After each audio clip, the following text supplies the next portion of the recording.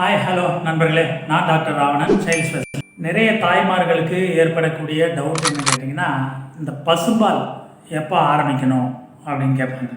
பசும்பால் எப்போ ஆரம்பிக்கணும், ஏன் ரொம்ப சீக்கிரமாக ஆரம்பிக்கக்கூடாது, அதனால் என்னென்ன பிரச்சனைகள்லாம் வரும், இதெல்லாம் ஒன்றுன்னா உங்களுக்கு சொல்கிறேன். பிறந்தது முதல் 6 மாதத்துக்கு தாய்ப்பால் மட்டும்தான் கொடுக்கணும்னு சொல்கிறோம். இதில் எந்த மாற்றமும் கிடையாது. தண்ணி கூட தேவைப்படாது. ஏன்னா தாய்ப்பால் ஒரு முழுமையான ஒரு உணவு. குழந்தைக்கான சத்து, குழந்தைக்கான நோய் எதிர்ப்பு ஆற்றல், குழந்தையோட மூளை வளர்ச்சி, அறிவு வளர்ச்சிக்கான சில பொருட்கள், கோலின், டாரின், அந்த மாதிரி பொருட்கள் எல்லாமே இருக்குது. அதனால் முதல் 6 மாதம் விட்டுருங்க, தாய்ப்பால் மட்டும்தான். அதுக்கப்புறமா என்ன பண்ணணும் அப்படின்னும் போது இந்த பசும்பால் கொடுக்கலாமா அப்படிங்கிறது நிறைய பேர் கேட்பாங்க. பசும்பால் வேண்டாம். அடுத்த 6 மாதத்துக்கும் தாய்ப்பாலே கொடுத்துக்கிட்டு இந்த காம்ப்ளிமெண்ட்ரி ஃபீட்ஸ் நம்ம சொல்லியிருக்கோம். அது முன்னாடி வீடியோக்குள்ளே சொல்லியிருக்கோம். வீட்டில் தயாரிக்கக்கூடிய உணவுகள், கஞ்சியோ, இட்லியோ, உருளைக்கிழங்கு, கேரட்டு, பருப்பு சாதம், இந்த மாதிரி உணவுகளை நீங்கள் கொடுக்கலாம். ஏன் இந்த பசும்பால் கொடுக்கக்கூடாதுன்னா, கவுஸ் மில்க் ப்ரோட்டீன் அலர்ஜி ரொம்ப ரொம்ப காமனாக இருக்குது. அதுவும் இப்போ இருக்கிற மில்கெல்லாம் பார்த்தீங்கன்னா பூல்டு மில்க்குன்னு சொல்லுவாங்க. அதாவது கவுஸ் மில்க்கு, பஃபலோ மில்க்கு எல்லாமே. இந்த கவுஸே பார்த்திங்கன்னா நிறைய இந்த ஹைப்ரிட் வெரைட்டிஸ், வெளிநாடுகள்லேருந்து இறக்குமதி செய்யப்பட்ட பசுக்கள். அந்த பசுக்கள்லாம் அதிகமான அளவு பால் கொடுக்கும். அதாவது A1 பால், A2 பால் அப்படின்னு சொல்லுவாங்க.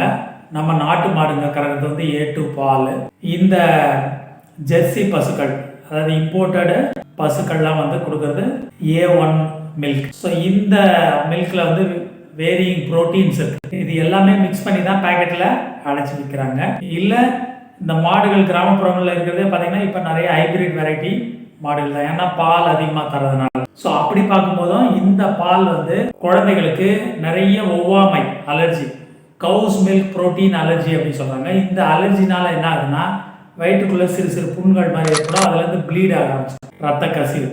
அந்த ரத்த கசிவு ஆச்சுன்னா குழந்தைக்கு உடம்புல ரத்தம் குறையும். ஒன்று அது மட்டும் இல்லைங்க, இந்த பால் அடிக்கடி கொடுத்துட்டே இருந்தீங்கன்னா குழந்தைக்கு வயிறு நிரம்பிடும், ஜீரணம் குறைஞ்சி போயிடும், பசி குறைஞ்சி போயிடும், திட உணவுகளை எடுத்துக்கிறது குறைஞ்சி போயிடும்.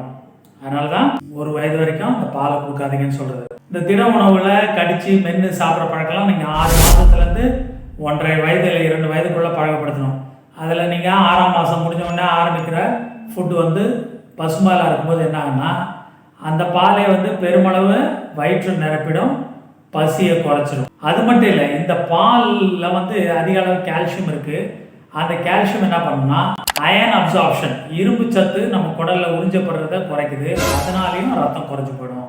இரும்பு சத்தை உறிஞ்சறதையும் இந்த பால் தடுத்துடுது. அதனாலையும் ரத்த சோகை, அனீமியா ஏற்படும். ஸோ இதனால் இப்படி பல்வேறு காரணங்கள் இருக்கிறதுனால தான் குறைஞ்சது 1 வயது வரைக்கும் இந்த பசும்பாலை கொடுக்காதீங்க.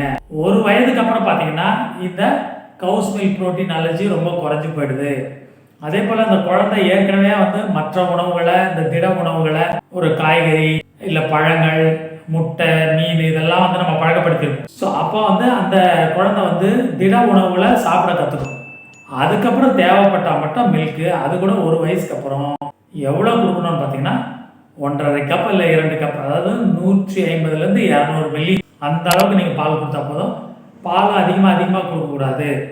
அதிகமாக கொடுத்தீங்கன்னா செரிமானம் குறைஞ்சி போயிடும். செரிமானம் குறைஞ்சி போயிடுச்சுன்னா அந்த குழந்தைக்கு மலச்சிக்கல், அப்புறம் ரத்த சோகை, இந்த மாதிரி பல பிரச்சனைகள் உருவாகும். அப்போ கூட இன்னொரு முக்கியமான விஷயம், இந்த ஃபீடிங் பாட்டிலை யூஸ் பண்ணாதீங்க. ஃபீடிங் பாட்டில் யூஸ் பண்ணிங்கன்னா நிறைய இன்ஃபெக்ஷன் ஆகும். குழந்தை நிமோனியா, வயிற்றுப்போக்கு, இந்த மாதிரி நிறைய சீரியஸான ப்ராப்ளம் சேரும். அதனால் தயவுசெய்து அது வேண்டாம்.